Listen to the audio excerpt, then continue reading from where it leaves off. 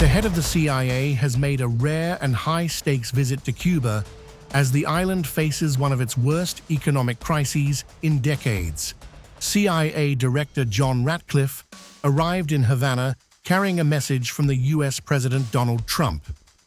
Washington is willing to engage with Cuba on economic and security issues, but only if Havana makes what the US calls fundamental changes.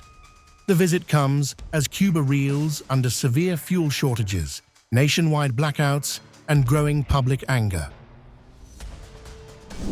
The United States is prepared to seriously engage on economic and security issues, but only if Cuba makes fundamental changes. Ratcliffe's trip is believed to be only the second visit by a CIA director to Cuba since Fidel Castro's 1959 revolution. The rare diplomatic opening comes amid spiraling tensions between Washington and Havana. The Trump administration has tightened pressure on Cuba through sanctions and fuel restrictions, worsening the island's energy collapse. Cuban officials have admitted the country is running out of diesel and fuel oil, pushing the power grid into a critical state. The crisis has now spilled onto the streets. Protesters across Havana banged pots and pans as rolling blackouts stretched beyond 24 hours in some areas. Residents demanded electricity as food supplies and daily life were disrupted by repeated outages.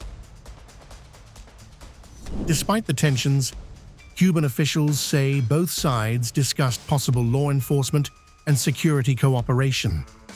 Havana insisted the island poses no threat to US national security, even as Washington accused Cuba of remaining a safe haven for adversaries in the Western Hemisphere.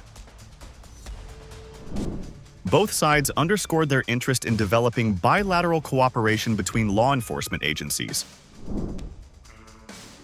The visit signals a clear message from Washington. Economic engagement may still be possible, but only on Trump's terms.